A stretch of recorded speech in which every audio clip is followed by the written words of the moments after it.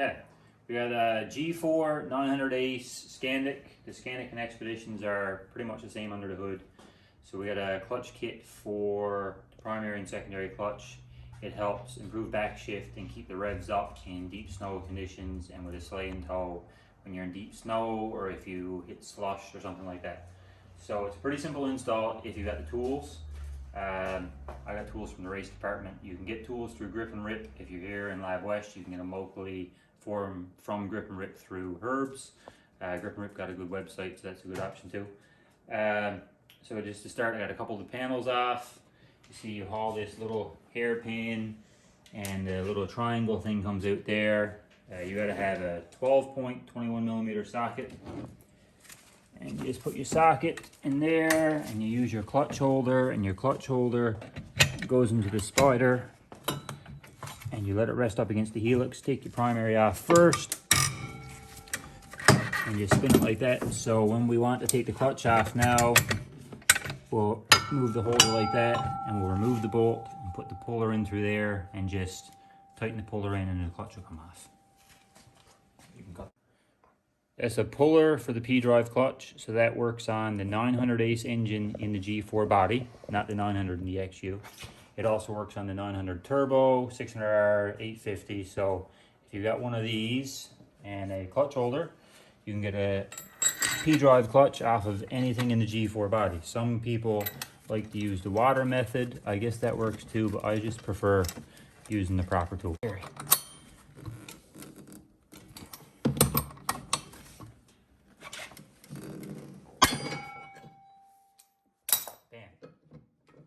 the primary clutch is off. So the next is we'll take the secondary clutch off to get it out of the way to make it easier to get the primary up. So on the back of the secondary clutch is this retainer. And we're just going to use a 13mm socket on a 1/4 drive ratchet. Take this nut off, pull out the retainer, and then we'll slide the clutch out. Okay, so with this retainer removed, we should just be able to pull on this clutch. Sometimes you got to put heat on the tower, so we'll see. Easy peasy. And that's why it's important whenever you install it to put some anti-seize there. And always, always, always check this bearing. That one's not the best. It's okay, but it's not great. So it's always important to check this bearing because that is a very high wear item on these snowmobiles. So you can take that clutch off and take this one up, and then I'll get set up and show you how to take this apart. Okay, so we got a tool to hold the clutch in the vise. You don't need this. It just makes life easier, but you don't have to like run out and buy one of these to do any clutch maintenance. So that sits on there, so it just kind of, you can work on it. These bolts have Loctite, so I just heat that with the propane torch for a few seconds, and then I use a good quality Torx bit on the impact and spin them out. And then I'll show you how to split all this apart.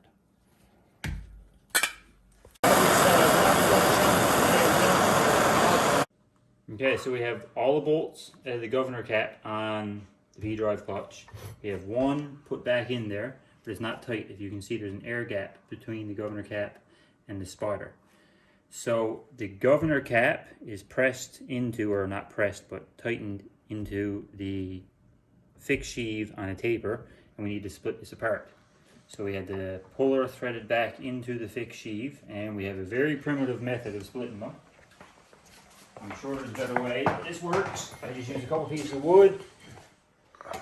So the moving sheave is supported and the fixed sheave is not. It's up off the floor, and the puller is threaded into the fixed sheave. So when we strike this with the hammer, they will split apart.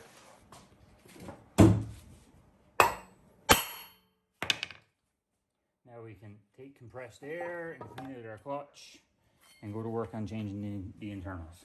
So we got the clutch cleaned out with compressed air. It's not perfect, but it's a good start. We need to compress this ring and take out that clip ring to get the primary spring out. So different kits will give you different tools. This is the Skidoo tool. I think if you get something from Grip and Rip or something, it looks a bit different, but it works. This one screws into the holder. That is, no, this one doesn't screw into the holder. This one screws into the clutch itself, into the fixed sheave. And you can screw this in.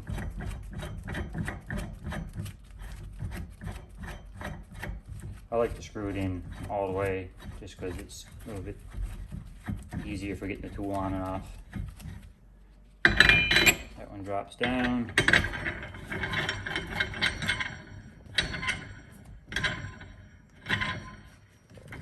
And you just compress the spring enough to get the tension off your spring, or get the tension off your retainer. Now use 2 flat top screwdrivers. One there, and come around the back and hook the other one in, and it's off.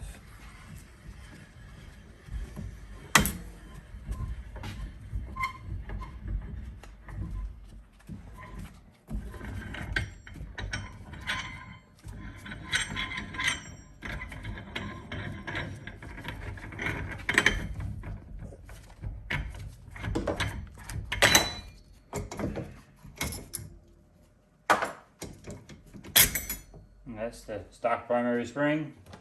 The new one looks pretty much the same thing. It's not that different. Just enough to help get the RPM up a little. The difference is the spread from the engagement to the top force to completely compress it. The different spread on this works with the angle on the helix. So just reassemble, make sure your ring is in there, this back down. Get this one started over the hex.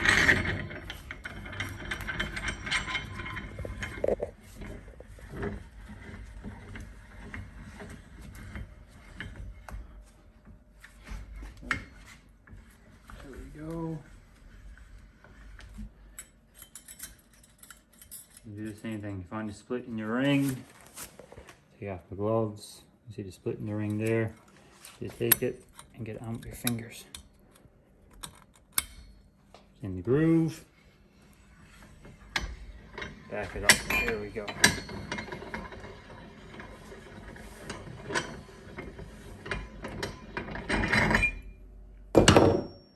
So now to reassemble this clutch, there's stuff in there.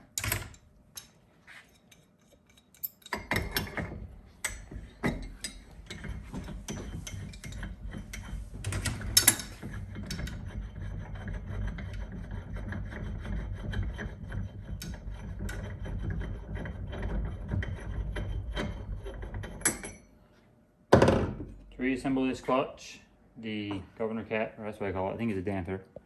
See, the taper is just like the taper on your crankshaft goes in there. So you had to line up your marks from where it came apart. Here, here, here. And your governor cap will go in, your damper will go in, and you'll bring this up. And all these bolts, I'll clean up the thread on those with a wire brush. Blue Loctite, 28 foot-pounds in a crisscross pattern. And the primer would be good.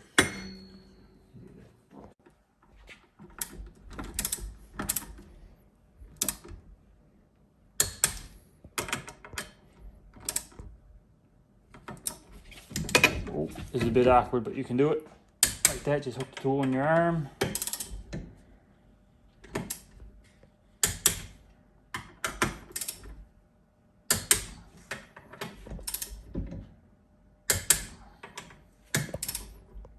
Okay, so we have a Skidoo QRS secondary clutch. It's been on pretty much everything since the 2008 Rev.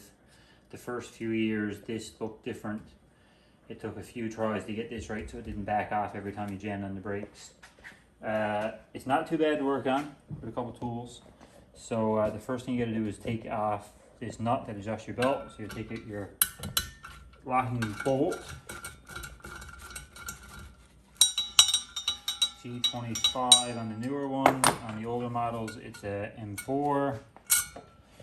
And these tools have looked different. This is the one I prefer to use. It's off of an old scrap sled. So the left-hand thread, so clockwise is loose.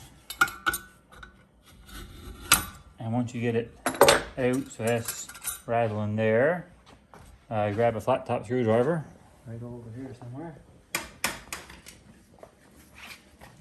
Flat top screwdriver in there and open it up. And you can spin it off like that. So this is the tool that I use to compress the spring behind the helix. A lot of the aftermarket tools have two pieces that are on an angle and they go in there. That's not wrong, it's just this is the one I have. I've had it since, I don't know, whenever these clutches first came out this way. So again, it's left-hand thread.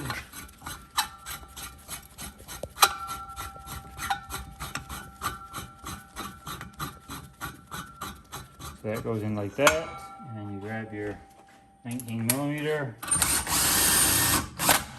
And as soon as you see the helix start to move and this start to open up, that's enough tension.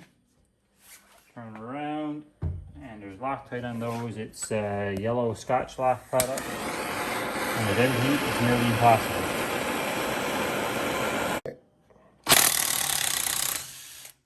You see all the yellow Scotch lock? That's why you got to use the heat. Heat makes a big difference. And just take them out in a crisscross pattern.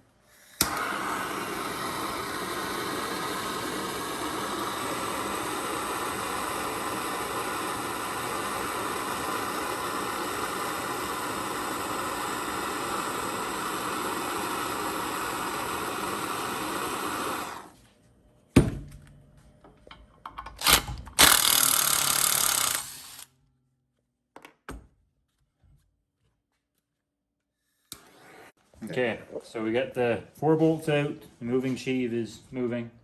I don't clamp it super tight in the vise because I don't want to scratch up the shaft, just a bit of rag and just nip it there enough so we can take our impact now. Remove our stock helix, our stock spring. I like to always work on it with the arrow pointing away from me because it helps me remember how to index it. So I mark, this is the helix we use, AMP2. It's custom cut from Dalton Industries in Truro, Nova Scotia. Awesome company.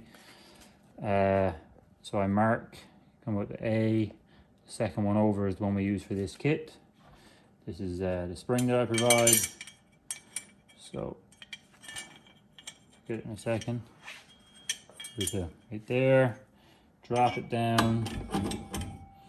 And we use this hole here. So it's, of the 2 holes, it's the one closest to the arrow on the clutch that we're working towards. Lay that all there. Bring the tool in. So it just starts to compress the spring. And we're going to take the arrow that's here on the helix and line it with the arrow that's on the clutch. And tighten it down. And then we're going to make sure that's tight enough that it pushes the moving sheave out of it. And as soon as that pushes the moving sheave out, we know we can put our bolts back in. So the secondary bolts are the same as the primary bolts. Just get the heavy crud off them. You don't got to get it all off, just the heavy stuff. Blue Loctite, 28 foot-pounds. Same thing.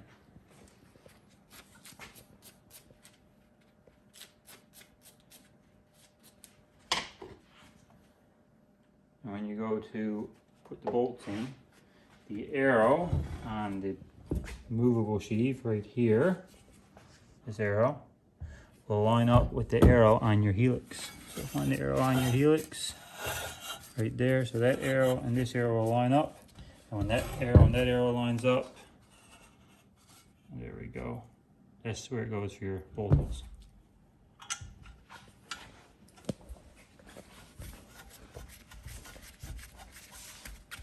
I'll run those in with the impact, but I won't actually tighten them. I always tighten them with the torque wrench.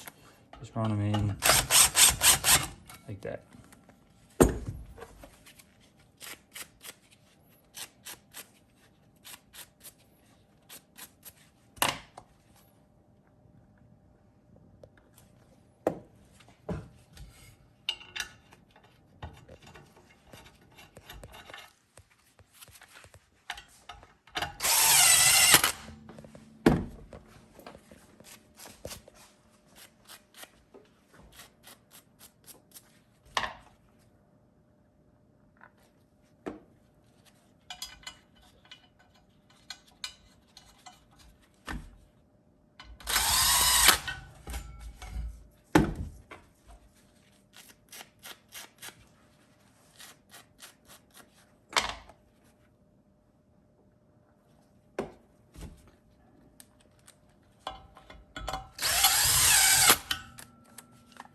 Okay, so our torque wrench,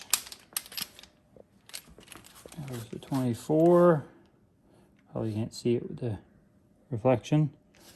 4 past the 20, lock it. Did I say 28 before? Yeah. Okay, it's not 28, it's 24. All this clutch stuff is 24 foot-pounds. I usually stand it up so I can hug it, because that's the easiest way to not strip these bolts out.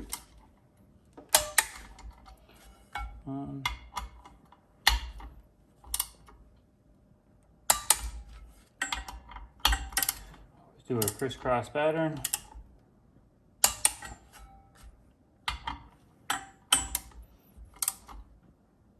And then go over them a second time just to make sure.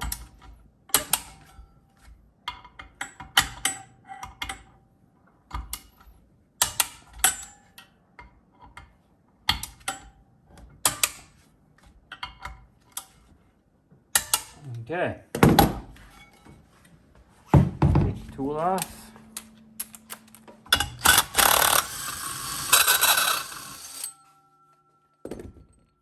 Again, left hand thread.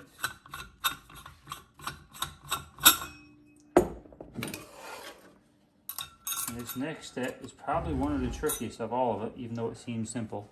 Getting this back on there, not cross thread. Start it out with the screwdriver. Maybe I'll make it look easy, maybe I won't. Oh, that's cross thread. There we go.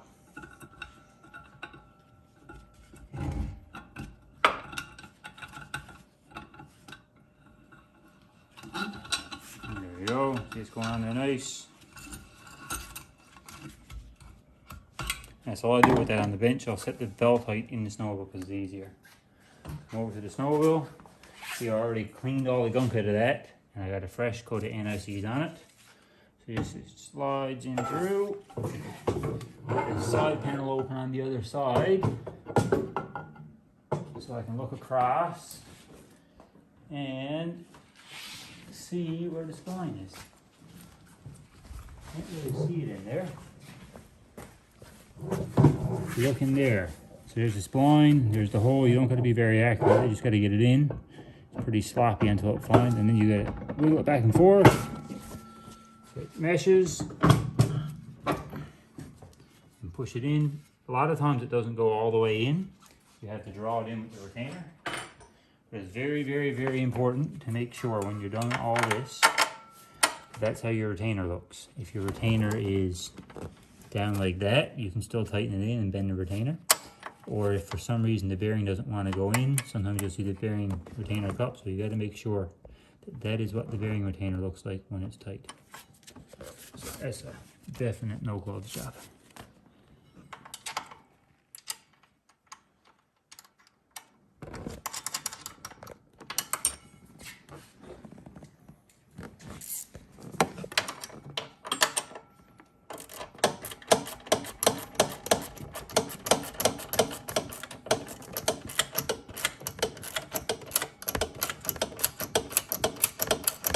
See how that retainer's moving. It would be easy for it to lap down over the bearing, and then you accidentally tighten it on in the wrong spot. So that comes in and it stops wobbling around on you a little bit yet.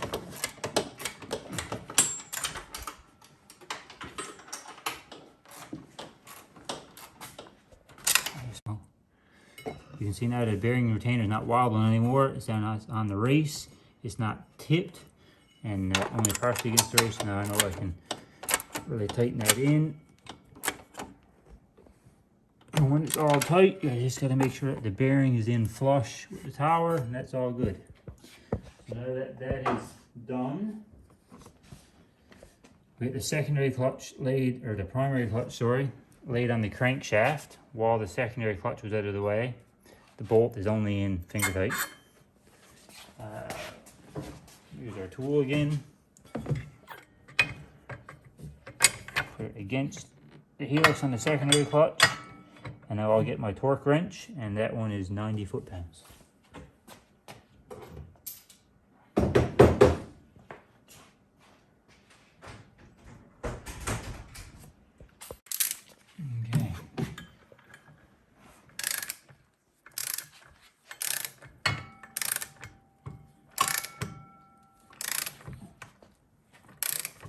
these bolts usually twist a lot and make a lot of sounds before you get your torque.